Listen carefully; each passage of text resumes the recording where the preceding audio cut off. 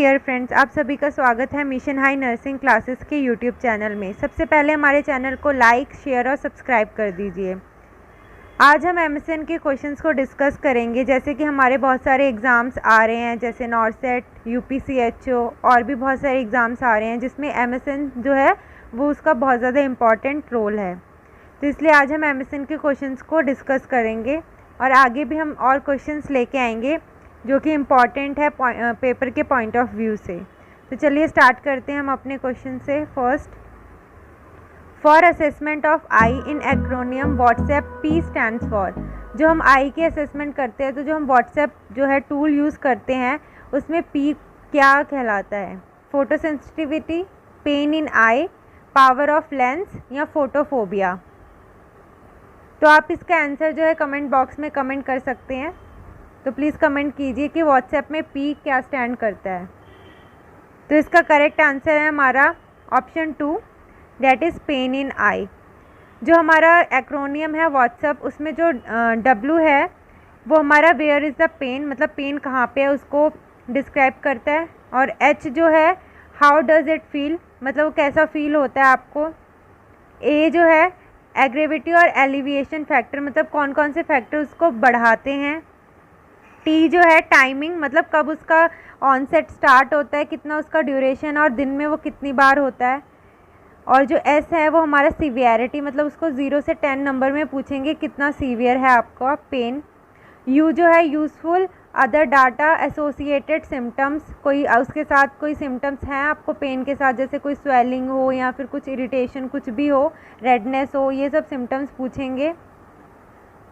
और फिर उसके बाद आता है P, that is patient perception of pen.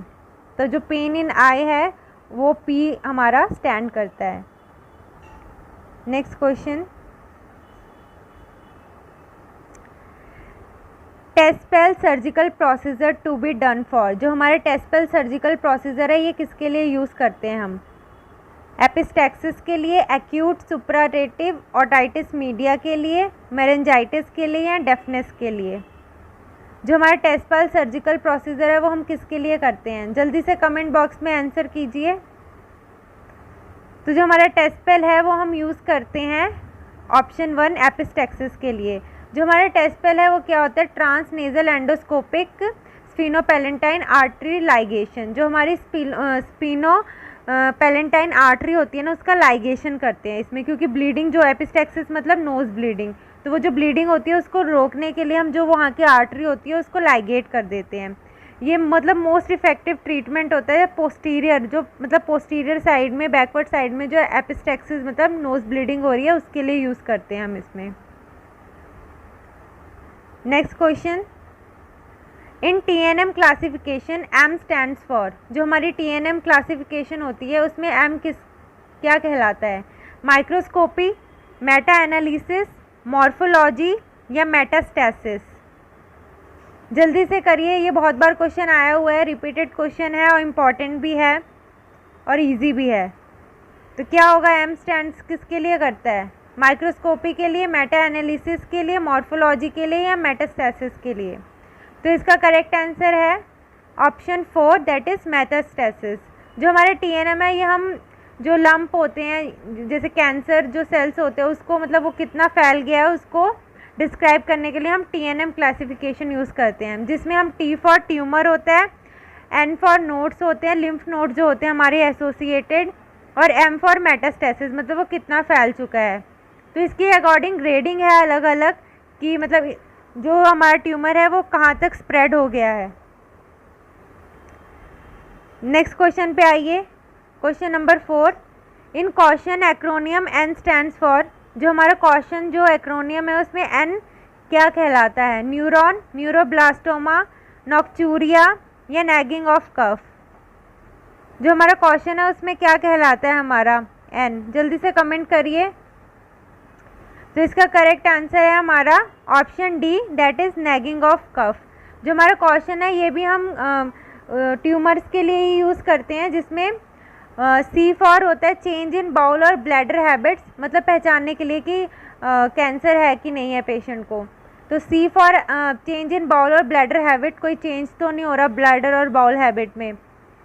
और जो हमारा ए है उस वो होता है अ सोर दैट डजंट हील, मतलब कोई ऐसा सोर तो नहीं है जो हील ही नहीं हो रहा कभी। यू फॉर अनयूजुअल ब्लीडिंग और डिस्चार्ज, मतलब कहीं से अनयूजुअल ब्लीडिंग या डिस्चार्ज देखने को तो नहीं मिल रहा। T for thickening of lump in the breast और एल्सवेयर, मतलब जो लंप है वो थिकनेस तो नहीं हो रही कहीं पे, मतलब ब्रेस्ट में या फिर कहीं और बॉडी में कोई लंप तो नहीं है, वो देखना होता है। फिर आई फॉर इनडाइजेशन होता है, मतलब कोई इनडाइजेशन की प्रॉब्लम तो नहीं हो रही है। O for obvious change to warts और मोल्स, मतलब कोई जो हमारे वॉट्स और मोल्स में कोई चेंजेस तो नहीं आ रहे जो पहले से प्रेजेंट है हमारे। और एन फॉर नैगिंग कफ, तो ये सब अगर देखने को मिलता है इनमें से कुछ भी तो फिर हम क्वेश्चन ये जो होता है ये हम बेसिकली कैंसर को डिटेक्ट करने के लिए करते हैं कि किसी पेशेंट में कैंसर तो नहीं है। Next question, drug rifampicin mechanism of action is, जो हमारी रिफैम्पिसिन ड्रग है उसका मैकेनिज्म ऑफ एक्शन क्या है? Interfere with DNA functions, interfere with DNA synthesis, inhibit cell with synthesis, interfere with intermediately metabolism. इनमें से कौन सा ऑप्शन करेक्ट है जो रिफैम्पिसिन का मैकेनिज्म ऑफ एक्शन है? तो इसका करेक्ट आंसर है हमारा option B, that is interfere with DNA synthesis. जो हमारी रिफैम्पिसिन है वो हम टीबी में यूज़ करते हैं ड्रग को, और ये अदर इन्फेक्शंस में भी यूज़ किया जाता है। ये जो एंटीबायोटिक है ये सिर्फ ये जो है बैक्टीरियल इन्फेक्शन में ही यूज़ की जाती है, और इसका मैकेनिज्म ऑफ एक्शन जो होता है वो इंटरफेयर करता है डीएनए सिंथेसिस के साथ।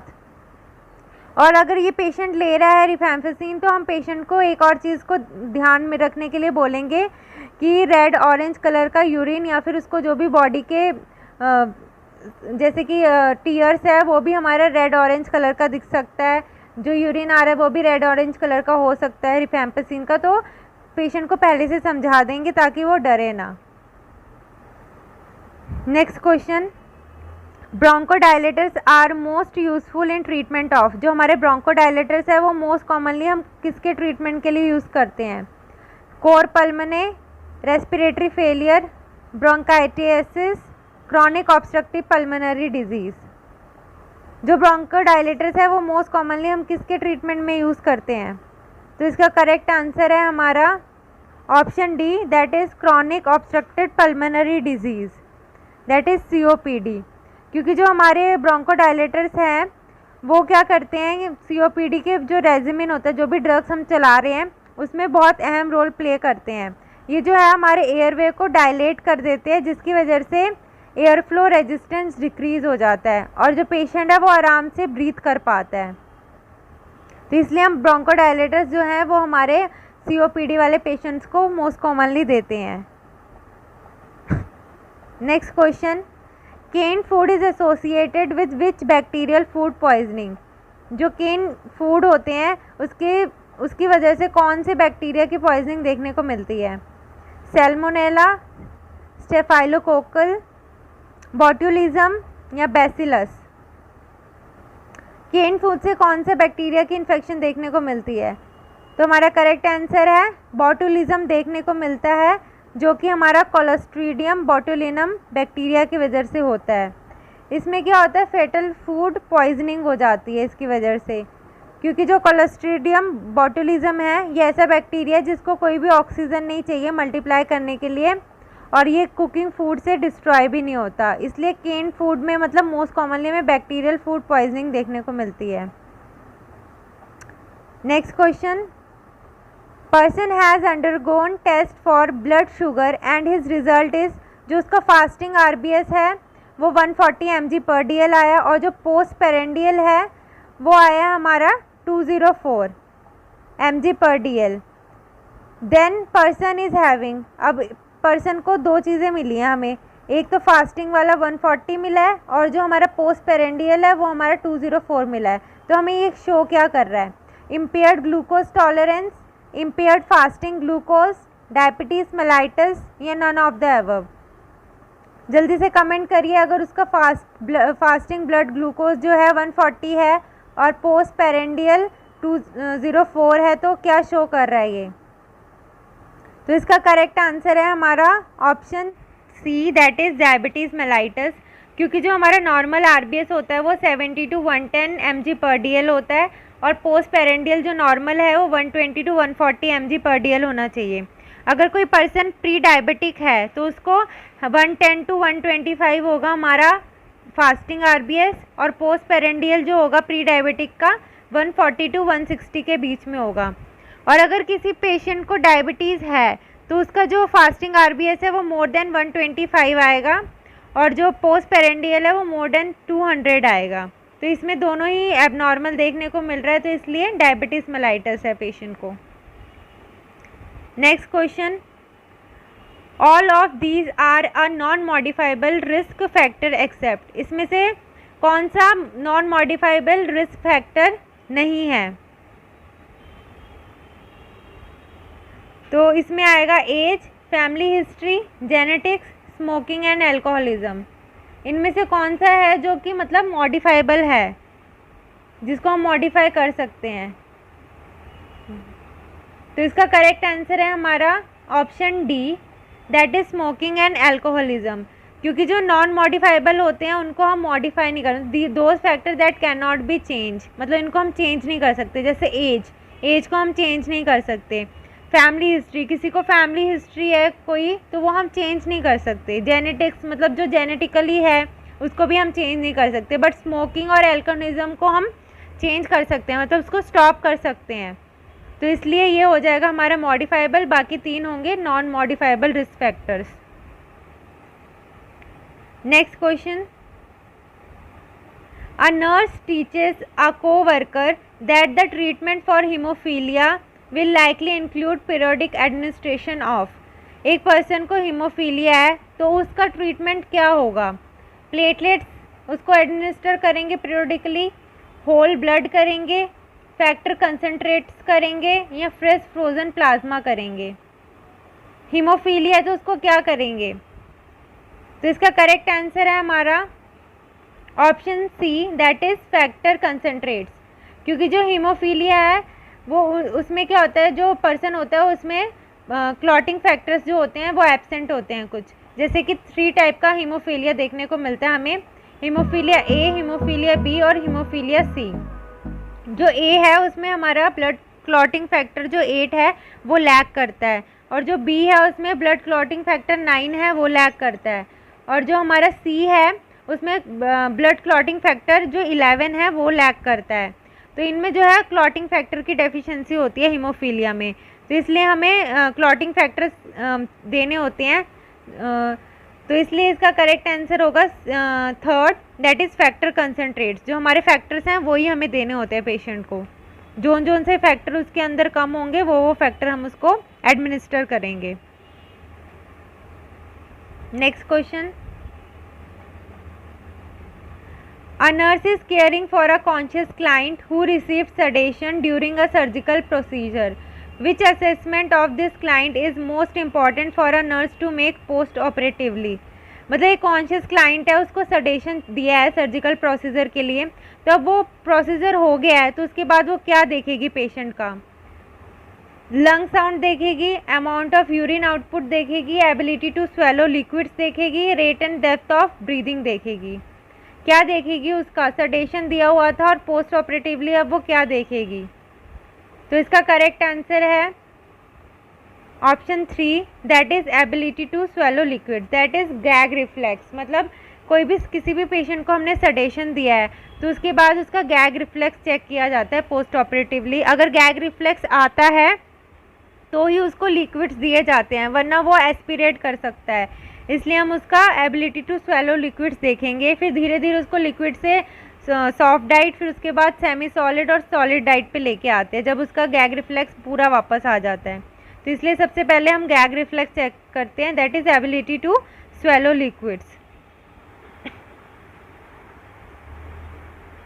Next question, a client with a diagnosis of Guillain Barre syndrome is scheduled to receive plasmapheresis treatment. A nurse explains to the client's spouse that the purpose of plasmapheresis is to। एक patient है, उसको GBS that is Guillain Barre syndrome diagnose हुआ है, उसको plasmapheresis treatment देना है।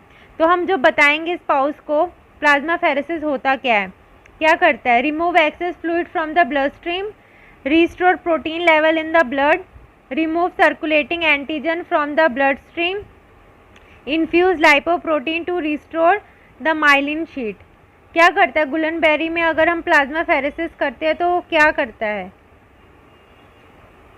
तो इसका करेक्ट आंसर है हमारा option first, that is remove excess fluid from the blood stream. जो हमारा प्लाज्मा फेरेसिस होता है वो रिमूव कर देता है एक्सेस जो फ्लूइड होता है हमारे ब्लड स्ट्रीम में।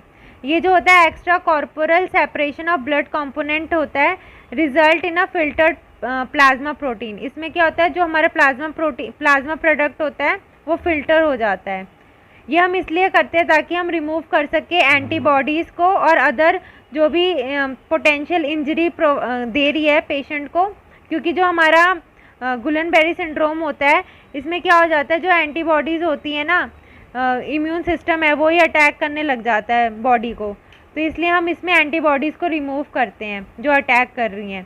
तो इसलिए हम जो रिमूव करते हैं access fluid from the blood stream, जिसके साथ हमारी एंटीबॉडीज़ भी रिमूव हो जाती हैं।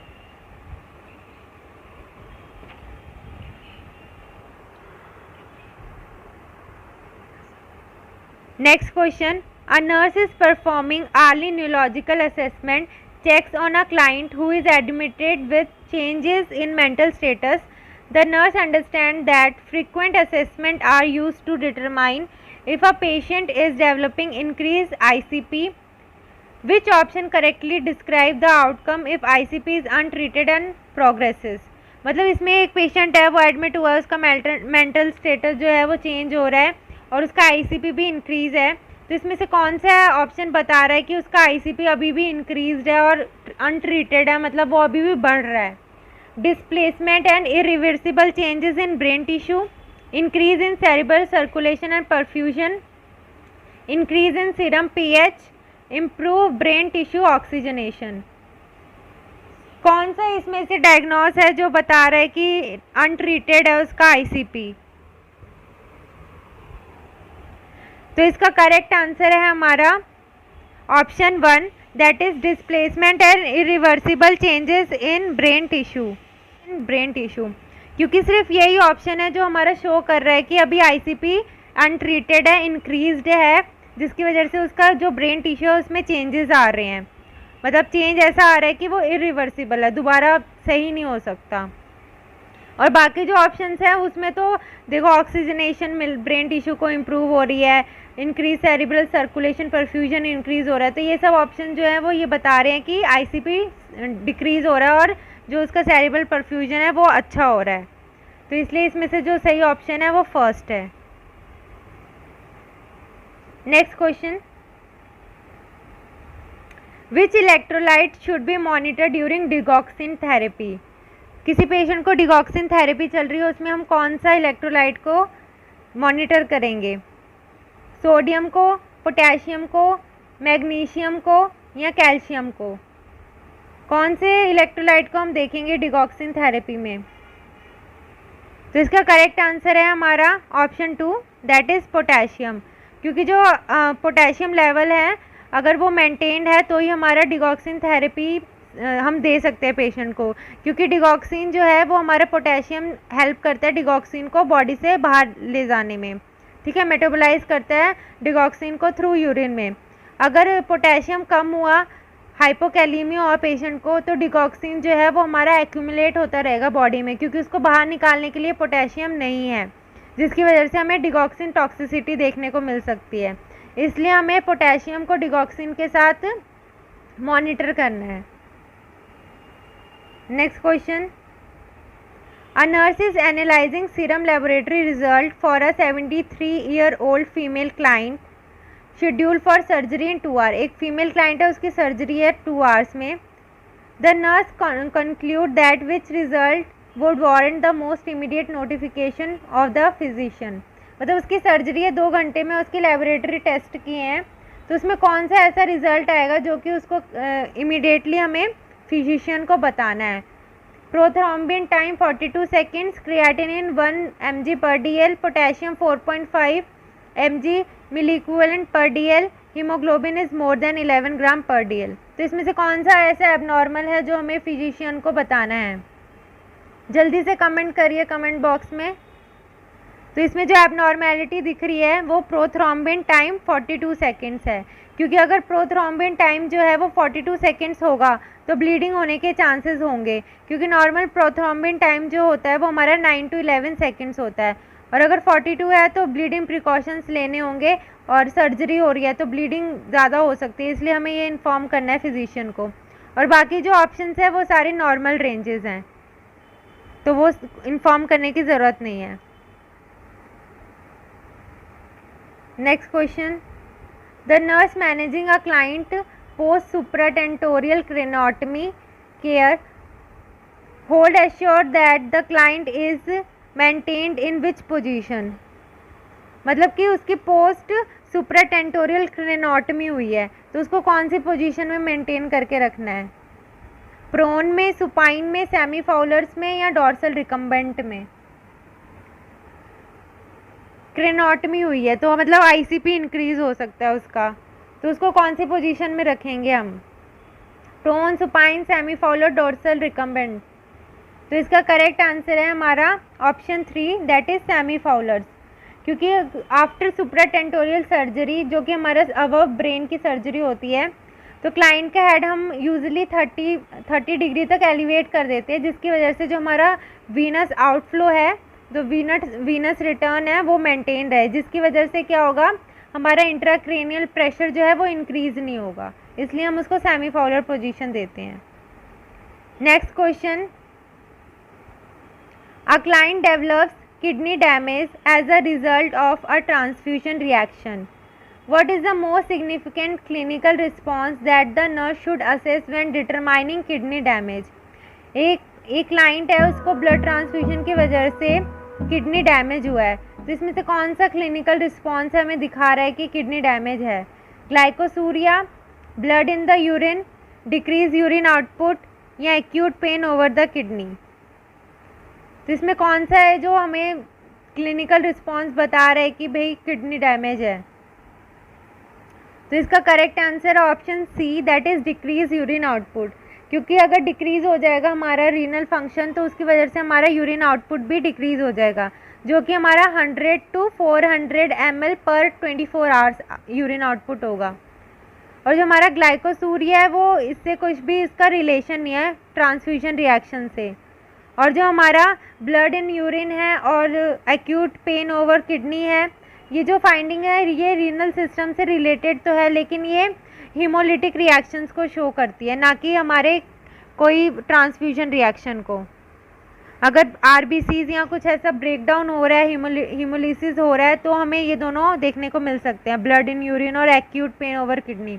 बट जो हमारा ट्रांसफ्यूजन रिएक्शन है उसकी वजह से जो किडनी डैमेज है उसमें हमें डिक्रीज यूरिन आउटपुट देखने को मिलेगा। Next question, a nurse is caring for a client with chronic kidney failure.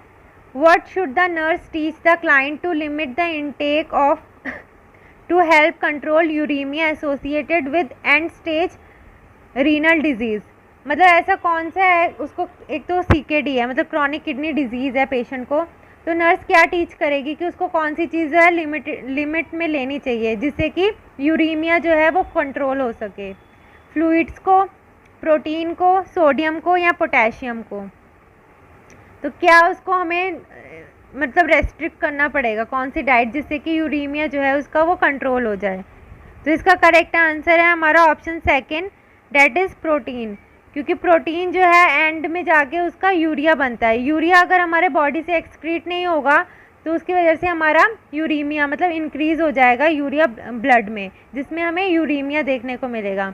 जो प्रोटीन है वो हमारा मेटाबोलाइज होता है अमीनो एसिड्स में, और अमीनो एसिड जो है वो कन्वर्ट होते हैं अमोनिया में। अमोनिया जो है वो हमारा एक टॉक्सिक सब्सटेंस है बॉडी के लिए, तो उसको कन्वर्ट करता है हमारा लीवर यूरिया में, और यूरिया जो है वो किडनी के पास जाता है और किडनी उसको यूरिन के थ्रू पास आउट करती है। बट अगर किडनी ही ख़राब है तो किडनी उसको बाहर नहीं निकाल पाएगी, जिसकी वजह से यूरिया हमारी बॉडी में इंक्रीज़ हो जाएगा और ब्लड में भी, तो जिसकी वजह से हमें यूरीमिया देखने को मिलता है। तो उसको कम करने के लिए हमें सीधा सीधा प्रोटीन को कम करना होता है। Next question, a child sitting on a chair in a play room starts to have a tonic-clonic seizure with a clenched jaw. What is the nurse best initial action? मतलब एक बच्चा है, वो चेयर पे बैठा है, उसको बैठे बैठे टॉनिक-क्लॉनिक सीजर स्टार्ट हो गए, मतलब जो जनरलाइज सीजर हैं वो आने लग गए, उसका जॉ भी क्लेंज हो गया है। तो नर्स का सबसे पहला इनिशियल एक्शन क्या होगा? अटैम्प्ट करेगी ओपन करने के लिए जॉ को, place the child on the floor, call out for assistance from staff, place a pillow under the child's head. तो इनमें से कौन सा बेस्ट इनिशियल ऑप्शन वो चूज करेगी? जल्दी से कमेंट करिए इसका आंसर। तो इसका करेक्ट आंसर है हमारा ऑप्शन 2। जो इनिशियली है वो हमारा, वो सबसे पहले तो बच्चे को चेयर से हटा के ज़मीन पे लेटाएगी ताकि उसको कोई इंजरी ना हो, प्लेस करेगी चाइल्ड को ऑन द फ्लोर ताकि वो गिर ना जाए चेयर से। और अगर वो फर्स्ट वाला ऑप्शन चूज़ करती है अटैम्प्ट करने के लिए ओपन द जॉ, ये अनसेफ है, इससे क्या हो सकता है, इंजरी हो सकती है जॉ में। और कॉल आउट असिस्टेंस, ये तो बाद की बात है, पहले तो उस बच्चे को बचाना है। प्रायोरिटी हमारी क्या है, place the child on the floor ताकि वो गिर ना जाए, बाकी सारी चीज़ें बाद में हैं। और जो हमारा पिलो, अगर वो पिलो रख देगी हेड के नीचे तो उसका जो एयरवे है वो ऑब्स्ट्रक्ट हो सकता है, तो इसलिए हमें ये सब चीज़ें नहीं करनी। तो इसका करेक्ट आंसर होगा place the child on the floor.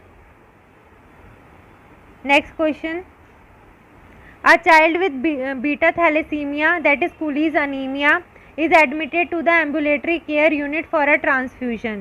What instruction should the nurse include in the discharge plan? मतलब एक चाइल्ड है, उसको बीटा थैलेसीमिया है, कूलीज अनीमिया है, और वो हमारा एडमिट हुआ है ट्रांसफ्यूजन के लिए। तो कौन से इंस्ट्रक्शन जो है वो नर्स बताएगी डिस्चार्ज में, मतलब पेरेंट्स को कौन सी चीज़ें बताएगी कि यार डिस्चार्ज हो रहा है जब? एनकरेज करने के लिए फ्लूइड्स को, रेस्ट्रिक्ट करने के लिए एक्टिविटीज़ को, प्रोटेक्ट फ्रॉम इन्फेक्शंस, या ऑफर स्मॉल मील्स फ्रिक्वेंटली। इनमें से कौन सा ऑप्शन है जो वो डिस्चार्ज प्लान में बताएगी? तो इसका करेक्ट आंसर है हमारा option 3, that is protect from infections. क्योंकि जो हमारा बीटा थैलेसीमिया है वो इनहेरिटेड ब्लड डिसऑर्डर है, जिसकी वजह से क्या होता है, हीमोग्लोबिन जो होता है वो नॉर्मल वैल्यू से कम हो जाता है बॉडी में, तो बच्चे को बार बार ब्लड ट्रांसफ्यूजन के लिए आना पड़ता है।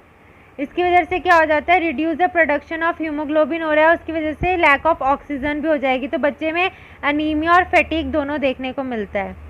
तो इसमें बेसिकली हमें प्रोटेक्ट करना है इन्फेक्शन से, कोई भी ऐसी इलनेस से प्रोटेक्ट करना है जिसकी वजह से क्या होगा, एडिशनल स्ट्रेस ना पड़े बॉडी में। अगर उसमें एडिशनल स्ट्रेस पड़ेगा तो बच्चा उससे रिकवर नहीं कर पाएगा, इसलिए हमें इन्फेक्शन जो होती हैं और कोई उससे बचाना है बच्चे को। और रही बात एनकरेज फ्लूइड की, तो ये तो रेगुलर इनटेक फ्लूइड रखना ही है, ऐसा तो कुछ नहीं है, जितना फ्लूइड लेता है बच्चा उतना ही रखना है, ऐसा कुछ नहीं है कि कोई ज़्यादा फ्लूइड उसको देना है, तो इसमें इससे कोई रिलेशन नहीं है। रेस्ट्रिक्ट नहीं करनी उसकी एक्टिविटी, उसको एक्टिव रखना है, ऐसा कुछ नहीं है कि रेस्ट्रिक्ट करना है उसकी एक्टिविटी को। ऑफर स्मॉल मील्स फ्रिक्वेंटली, ऐसा भी कुछ नहीं है, स्मॉल्स नहीं, जितनी वो मील्स लेता था बच्चा उतनी मील्स उसको देनी है, ऐसा कोई इसमें रूल नहीं है कि स्मॉल मील्स देनी है। बेसिकली हमें उसको प्रोटेक्ट करना है इन्फेक्शन से, ताकि उसकी बॉडी को एक्स्ट्रा वर्क ना करना पड़े, उसमें कोई एडिशनल स्ट्रेस ना आए। Next question, which of the following viruses is transmitted only by faeco oral route? इनमें से कौन सा है जो कि सिर्फ और सिर्फ फीको ओरल रूट से ट्रांसमिट होता है? Hepatitis A, hepatitis B, hepatitis C या हेपेटाइटिस ई? कौन सा है जो कि सिर्फ और सिर्फ फीको ओरल रूट से ही होता है?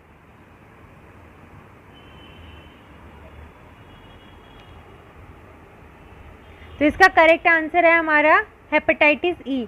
जो हमारा हेपेटाइटिस ई है ये सिर्फ और सिर्फ फीको ओरल रूट से ही होता है, जबकि हमारा हेपेटाइटिस ए भी होता है, लेकिन जो हेपेटाइटिस ए है ये मतलब प्रीडोमिनेंटली तो ट्रांसमिट होता है फीको ओरल रूट से, बट ये और पेरेंटल रूट से भी ट्रांसमिट हो सकता है जो हमारा हेपेटाइटिस ए है। लेकिन जो हेपेटाइटिस ई है ये हमारा सिर्फ और सिर्फ फीको ओरल रूट से ही होता है।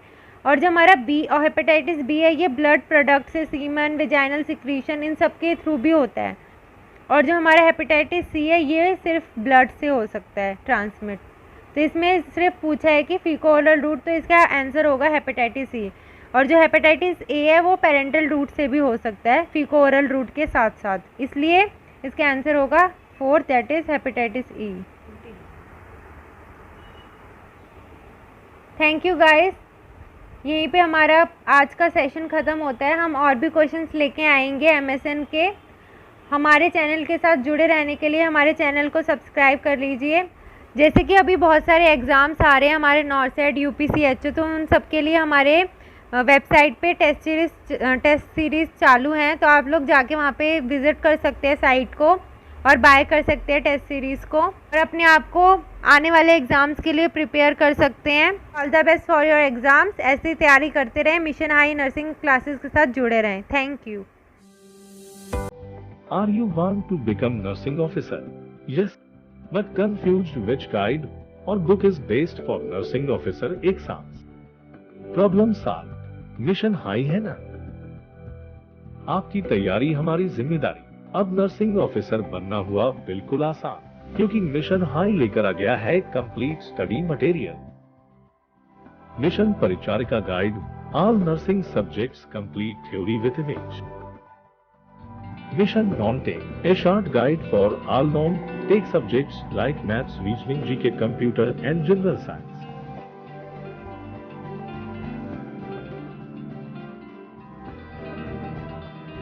ऑर्डर करें Amazon एंड Flipkart से।